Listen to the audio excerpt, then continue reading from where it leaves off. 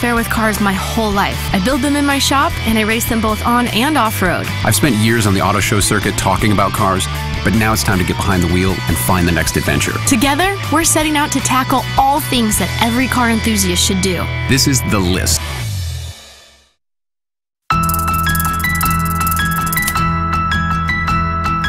Hi everybody, welcome to The List. I'm Patrick McIntyre. And I'm Jesse Combs. Today we're going to do something a little different than the items that we've checked off the list in the past. Normally we would show you something that every car enthusiast should do before they die, but today we're going to do something that we hope you never have to do, but if you do, you want to succeed at it. Now we're going to be using that crane and this car, which you may remember from a few of our past episodes, to see if we have what it takes to escape a car underwater. Now there's a couple different schools of thought on technique, and we're going to get all the facts and fundamentals and give it a try.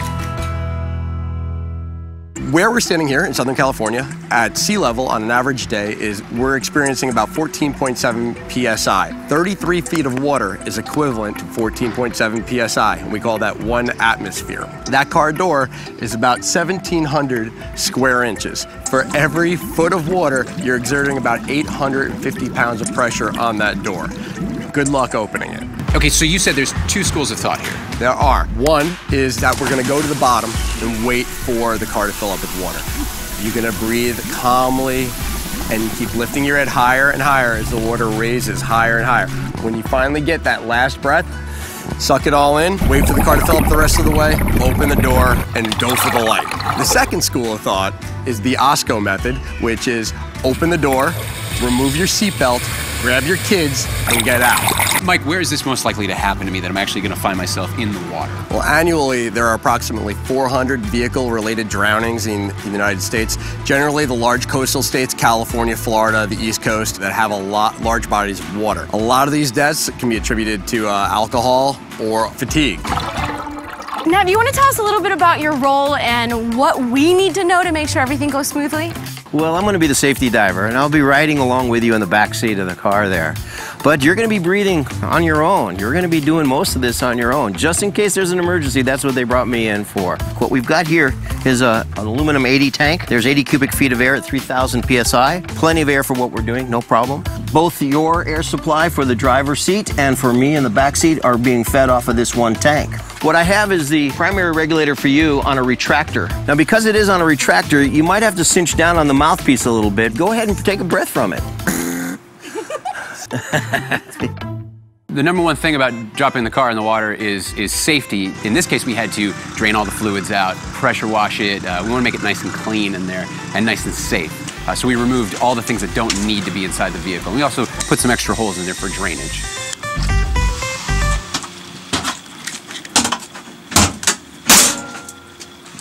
All right.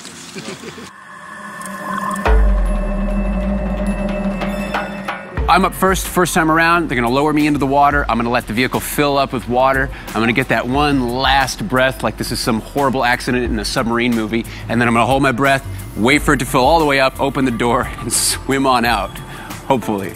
All right, Greg. Okay, let's just go over the hand signals real quick. Okay, real quick. Okay. I'm okay. This is a problem. And I want my ass end up. Okay. Yep. Okay. I feel like every episode we do, I say I just want to make it out of this alive, and today that is more true than ever. All right, I am in the car, and they're lowering me down into the water now, and it's just a waiting game at this point, just waiting until the car fills up with water, until it's okay for me to take the seatbelt off and get the out of here. And we're good. And drop. Okay, we hit the water. He's filling up quick. All right, so you want to make sure you let the car fill up with water. Very difficult to do. The water's cold. It's very cold.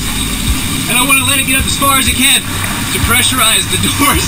This is freezing. Oh. Don't freak out.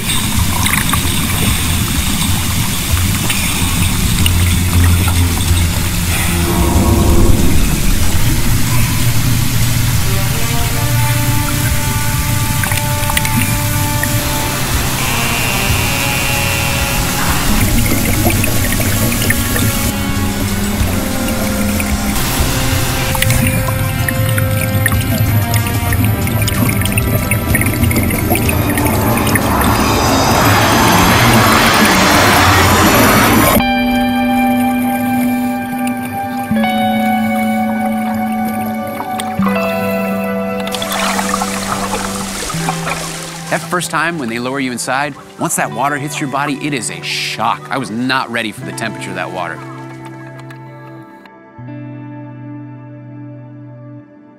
How you feeling? I'm nervous. Nah, it's okay. You'll be fine. Just remember, first of all, don't freak out. Take that last breath, but there's plenty of time between the time that the door opens and that last bit of oxygen. But the door might not open right away. I had to pull it a couple times. I got nervous. I thought it was locked, so. Okay. You guys ready? Good? Okay, here we go. Okay, here we go. Here we go. Everything's gonna be just fine. You'll be all right. Jeez, dude. Who does this? Why do we put ourselves in this situation? Are you okay? Oh, don't worry about me. Drop. Holy cow, okay, that's cold. It's at my ankle. It's coming in, I can see it. It's right around my feet. My heart is definitely beating. Alright, now it's coming up around my feet.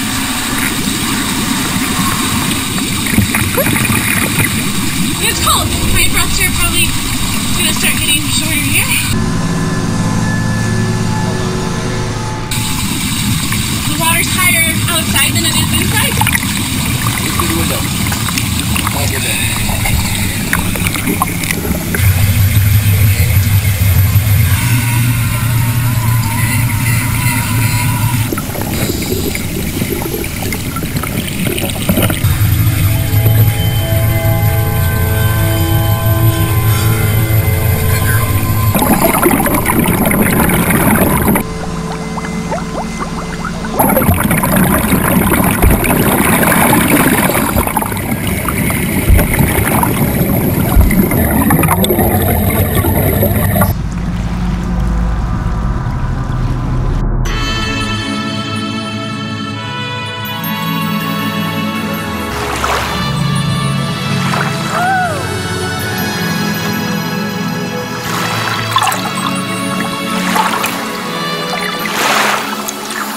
Today would have to be one of those days where I was actually scared. That's a very rare thing for me.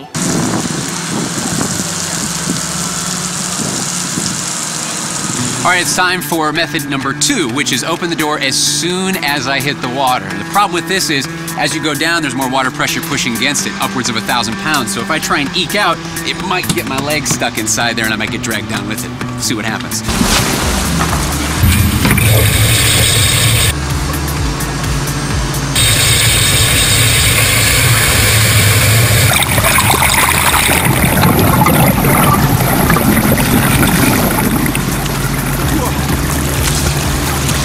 Yeah, that's okay, that's not as bad. I recommend that. Get that seatbelt off, open the door, and get out. All right, so now I'm gonna check the levels. I'm gonna let the water go up a little bit and try and open the door this time.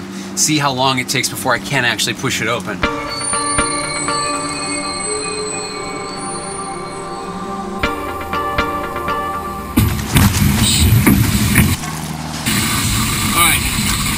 I'm gonna let the water fill up a little bit, get the seatbelt off. A little further, it's down under my feet. It is cold. I'm gonna let the water get almost up to my chest before I try the door. Okay. Alright, I'm gonna try the door. That is not happening. Get ready to grab your radiator. It's not gonna happen. You're gonna have to wait. It's not gonna go.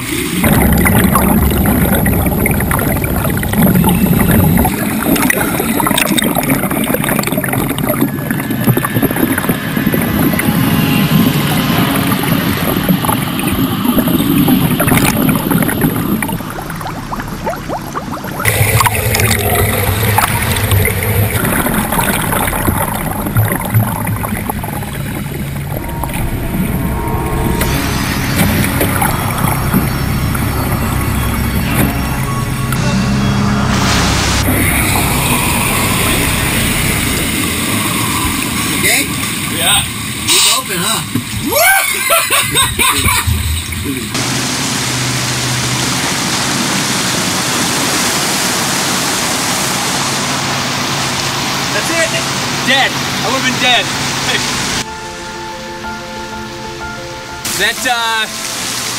That didn't go as smooth that time. There was a lot of struggle. I was braced up against the center armrest. I was pushing as hard as I could. I tried to put my foot into it.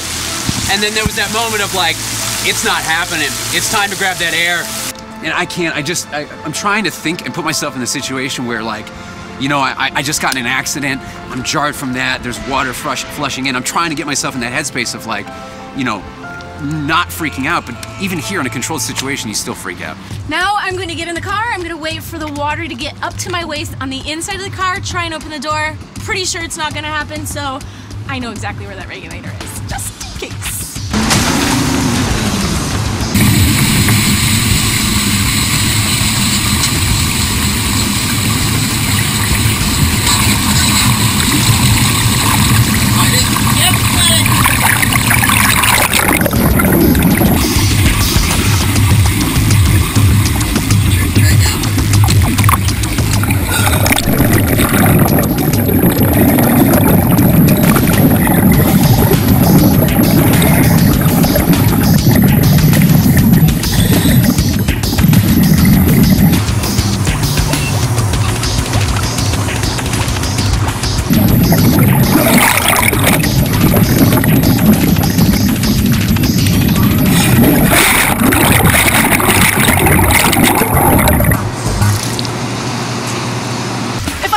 Supply in that round, I would have been dead. What's happening is the crane is dropping the car faster.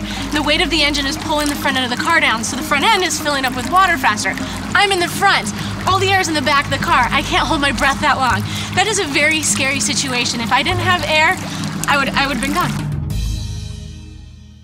What about like when you get down and like rolling the window down to help kind of let like the car equalize faster? That would be great, as long as the window has not been hit by the water. Once that water pressure starts pushing against the window, it's gonna jam it up against the rails and you're not gonna be able to operate. You guys today are fully prepared. You have a window punch in your car. So this is a last resort. You can't get the door open. You're gonna take it and slam it right against the center of the window. That window will shatter and you're gonna climb out of it. All right, so this center punch here is one of the only things on the market that is designed to break the window to get you out in a situation like this.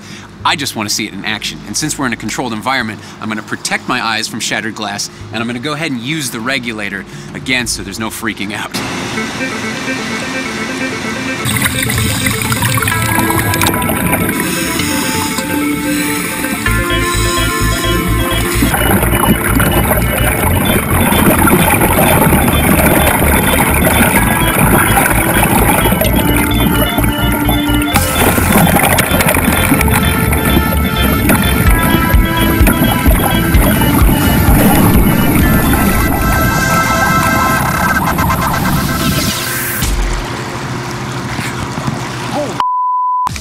Well, I can tell you from experience, it works, and I got a little bit of a battle scar from it. As soon as I put it up against the window, gave it a push, the mechanism inside popped, you could hear the window just shatter. Saw it just dissolve in front of my face.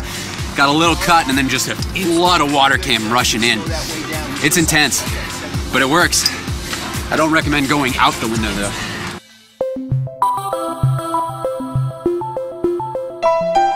So there you have it, a couple different methods for escaping a car underwater. We highly suggest to get out of the car as quickly as possible. Or if you know that you're going to be in shallow waters, wait it out, hold your breath, and you'll be able to get to safety. And of course, if things get really bad, there's always the center punch as well to keep in the car. Now that we've officially checked this off our list, let's do some things that people want to do before they die. I have to fully agree with you. Thanks for watching the list. We'll see you guys next time.